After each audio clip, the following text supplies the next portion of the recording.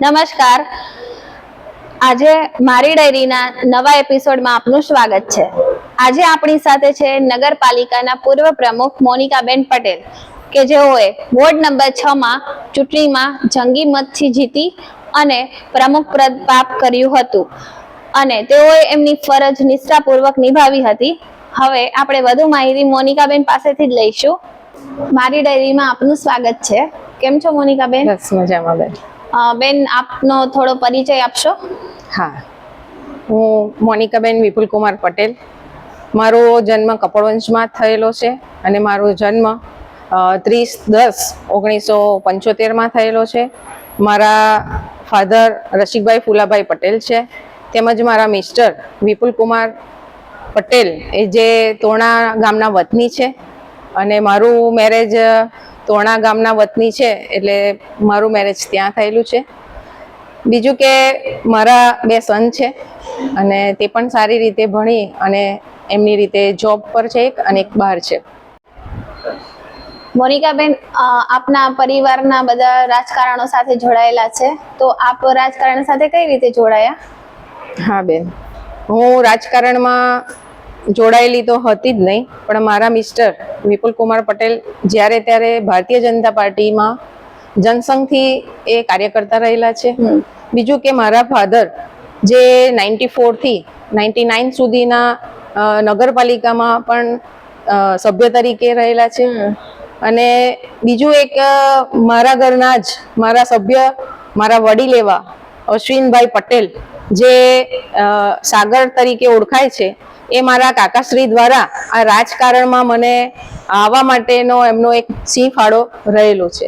બેન, આપ ward number 6 માં ઉમેદવાર તરીકે ચૂંટાયા, ત્યારબાદ આપને પ્રમુખ પદનું સૌભાગ્ય પ્રાપ્ત થયું, તો એના વિશે થોડી કહેશો? ચોક્કસ.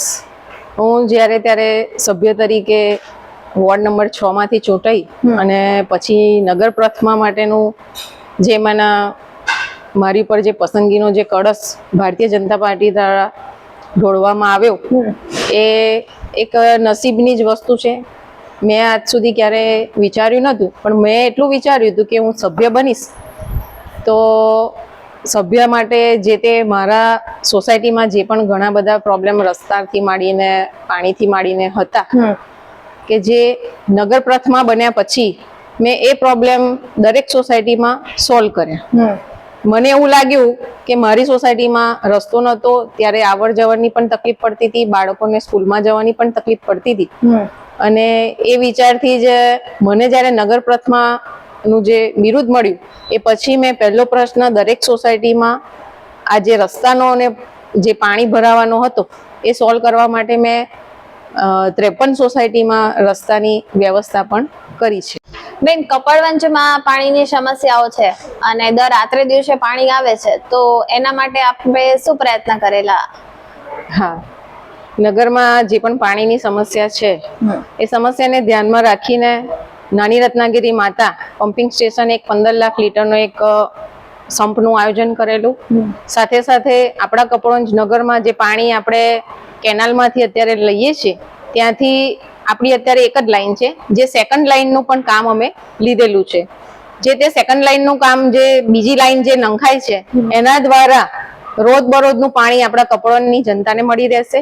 અને એ કામ હવે પૂર્ણ થવાના આરે છે, એટલે થોડા ટાઈમમાં જ આપણી કપડવંજની જનતાને રોજનું રોજ પાણી મળી રહે એનું માટેનું એક આયોજન મેં કરેલ છે. બેન, આપે જણાવ્યું કે હવે કપડવંજની જનતાને પાણીનો નિરાકરણ આવશે ને રોજબરોજ પાણી મળશે, તો એના માટે વીજળીનો વપરાશ પણ રહેવાનો છે, તો એના માટે આપે કોઈ પ્રયત્ન કરેલા? હા, ચોક્કસ. જ્યારે ત્યારે ગવર્મેન્ટની ગ્રાન્ટ GUDCમાં જે આપણને સરકારશ્રી તરફથી એક લેટર આપવામાં આવેલો, જે દરેક નગરપાલિકામાં આ ગ્રાન્ટ આપવામાં આવેલી, એના દ્વારા આપણે સોલાર પ્લાન્ટનું આયોજન કરેલ છે. અને સોલાર પ્લાન્ટના આયોજનમાં જે આપણું પમ્પિંગ સ્ટેશન છે નાની રત્નાગીરી માતા, આપણું વેણીપુરા પમ્પિંગ સ્ટેશન, ત્યાં પણ આપણે સોલારનું આયોજન કર્યું છે. અને સાથે સાથે STP પ્લાન્ટ છે આપણો, ત્યાં પણ સોલારનું આયોજન કરેલ છે. ત્રણેય જગ્યાનું થઈને 587 કિલોવોલ્ટનું આપણે સોલાર પ્લાન્ટનું આયોજન કરેલ છે. કપડવંજ મેડિકલ ક્ષેત્રે બહુ જ પાછળ છે, તો એના માટે આપે કોઈ પ્રયત્ન કર્યા હોય? હા, કપડવંજમાં જે મેડિકલ માટે જોવા જઈએ તો આપણું CHC સેન્ટર સિવાય કોઈ બીજી વ્યવસ્થા આપણી હતી નહીં. જ્યારે ત્યારે કોરોના કાળ દરમિયાન જે પણ આપણે કપડવંજની જનતાને જે પણ તકલીફ મેડિકલ માટે પડી હતી એને ધ્યાનમાં રાખીને મારી રજૂઆત ધારાસભ્ય શ્રી રાજેશભાઈ ઝાલાને પણ કરી હતી. રાજેશભાઈ સાહેબ સાથે વાત કર્યા પછી સાથી સદસ્યો અને આપણા ધારાસભ્ય શ્રી સાથે અમે ગાંધીનગર આરોગ્ય મંત્રીશ્રીને મળ્યા હતા. તે દરમિયાન આપણા ધારાસભ્યશ્રી દ્વારા સારી એવી એમની જે વાત મૂક્યા પછી આપણા આરોગ્ય મંત્રીશ્રીએ વાત કરી. સાથે સાથે આપણા સાંસદ દેવસિંહ સાહેબ પણ આ આરોગ્ય વિભાગ માટે ઘણા ચિંતિત હતા ત્યારે સાહેબશ્રીએ પણ વાત કરેલી અને એમના થકી અત્યારે આપણે જે CHC સેન્ટર છે એનું નવનિર્માણ એટલે એમનું મકાન નવું આખું બનાવી અને જે પણ સુવિધા આપણા કપડવંજ નગરની જનતાને નહોતી મળતી એ હવે એક સ્ટેપ આગળ રહી અને એ સુવિધા હવે આપણા નગરને આપણી જનતાને મળે એના માટેના પ્રયત્નો પણ મેં કરેલા છે. અને સાથે સાથે આપણે મિની સિવિલ બને એના માટે પણ અમે એક આશાસ્પદ છીએ. બેન, અમે જાણ્યું છે કે ફૂલબાઈ માતા પાસે જે તળાવ છે એનું ડેવલપમેન્ટ થાય છે, તો એના વિશે તમે થોડી માહિતી આપશો? હા, એ ફૂલબાઈ માતા પાસે જે તળાવનું જે બ્યુટિફિકેશનનું કામ છે એ સરકારશ્રીની અમૃત 2.0 ની એક ગ્રાન્ટ સરકારશ્રીનો એક પરિપત્ર અમને મળેલ હતો. તે દરમિયાન અમે દરખાસ્ત કરી હતી. જે દરખાસ્ત કર્યા પછી આપણી કપડવંજ નગરમાં એક બ્યુટિફિકેશન માટે તળાવની પસંદગી એમણે માંગી હતી. ત્યારે અમે એક ફૂલબાઈ માતા વાળું તળાવ અને એક રાયણ તળાવ બંનેનું ડિટેલ અમે લખીને સરકારમાં મોકલી હતી. પણ આપણે બંનેમાંથી આપણે ફૂલબાઈ માતાનું બ્યુટિફિકેશન માટેની એક આપણને પરમિશન મળેલી, જે અત્યારે કામ ચાલી રહેલું છે અને એ 2.62 કરોડના ખર્ચે સરકારશ્રીની ગ્રાન્ટમાંથી એક નવું આખું ડેવલપમેન્ટ થઈ રહેલું છે. બેન, કપડવંજમાં ટ્રાફિકનો પ્રશ્ન દિવસે ને દિવસે ખૂબ જ વધતો જાય છે, તો એના માટે આપે કોઈ કરેલા હોય પ્રયત્ન, તો એના વિશે થોડી માહિતી આપશો? હા, એના માટે આપણે ટ્રાફિકની સમસ્યાને લઈને જે ST બસ સ્ટેશનથી તે ડાકોર ચોકડી સુધીમાં જે સાઈડમાં ફૂટપાથ છે એને હટાવવા માટે અમે વાહન વ્યવહાર મંત્રી આપણા જે પૂર્ણેશ મોદી સાહેબ છે એમને પણ રજૂઆત કરેલી છે. સાથે સાથે જે સમસ્યા વધારે છે એને થોડી સોલ્વ કરવા માટે આપણે એક TP રોડ જે આપણે કોટથી તો દાણા અનારા બાયપાસ નીકળે છે એનું પણ એક અમે આયોજન કરેલ છે. એના થકી પણ હજુ થોડી ટ્રાફિકની સમસ્યા થોડી હલ થયેલી છે. બેન, આપ એક મહિલા છો અને તમે મહિલાઓને જાગૃત કરવા માટે તમારું શું યોગદાન રહેલું છે?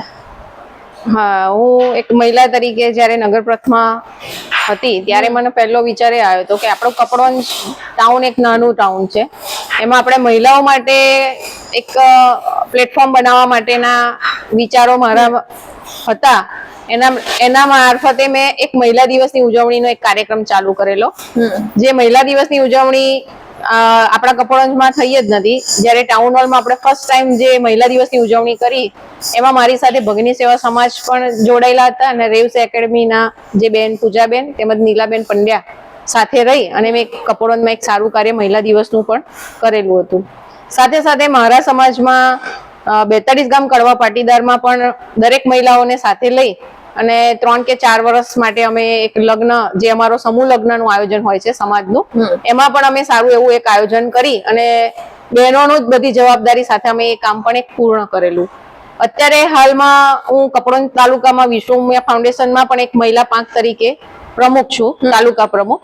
એટલે અત્યારે પણ હું ગામડે ગામડે દરેક મહિલાઓને સાથે રાખી અને કંઈક ના કંઈક તાલુકામાં, કંઈક ના કંઈક ગામડામાં કંઈક નવા આયોજનો સાથે હું દરેક મહિલાઓને મળતી રહું છું કે જેના લીધે તાલુકાની ગામડાની મહિલા એક સારી જગ્યાએ સારા પ્લેટફોર્મ ઉપર આવે એ પ્રયત્નો હું હર હંમેશ કરું છું અને હું એ બાબતે તો મહિલાઓ માટે તો જાગૃત રહીને હું એ કામ કરતી રહીશ. બેન, આપ કપડવંજમાં પ્રમુખ પદે રહી ચૂક્યા છો અને શહેરની દ્રષ્ટિએ કપડવંજ ખૂબ જ પાછળ છે તો વિકાસમાં, તો એના માટે આપનો અભિપ્રાય શું છે? મારો અભિપ્રાય એટલો તો ખરો કે કપડવંજના જે આપણે GIDC છે, જે ઇન્ડસ્ટ્રી એરિયા ગણાય છે, એ થોડો વધે. સાથે સાથે કપડવંજના નગરજોના અમુક જે મજૂરી કરતા વર્ગ છે આપણો સ્લમ, એને થોડું કામ મળી રહે અને સાથે સાથે ઇન્ડસ્ટ્રીને પણ વેગ મળે એના માટે એક આપણી આ બ્રોડગેજ લાઈન છે જે રેલવે લાઈન એ પણ ડેવલપ થઈને આગળ વધે તો આપણું કપડવંજ ખરેખર ઇન્ડસ્ટ્રી અને બધી રીતે આગળ આવે એવી મારી એક ઈચ્છા ખરી. બેન, આપે કપડવંજમાં આપના કાર્યકાળ દરમિયાન ખૂબ સારા એવા કાર્યો કર્યા છે અને એ સાથ અને સહકાર વિના થાય નહીં. તો હા, એના માટે આરતીબેન હું એટલું ચોક્કસ કહીશ કે મારી એક વોર્ડ નંબર 6 ના જે પણ જનતા નાગરિકો એમના સપોર્ટથી હું સભ્ય બની છું. સાથે સાથે કપડવંજ નગરપાલિકાની પ્રથમા બની તો મારા જે સાથી સદસ્યોના સહકારથી બની છું. આપણું ખેડા જિલ્લા ભાજપ સંગઠનનો સાથ અને સહકાર તેમજ આપણા ગામની કપડવંજ ગામની જે જનતા છે એમનો પણ સાથ અને સહકાર સારો એવો મળ્યો છે.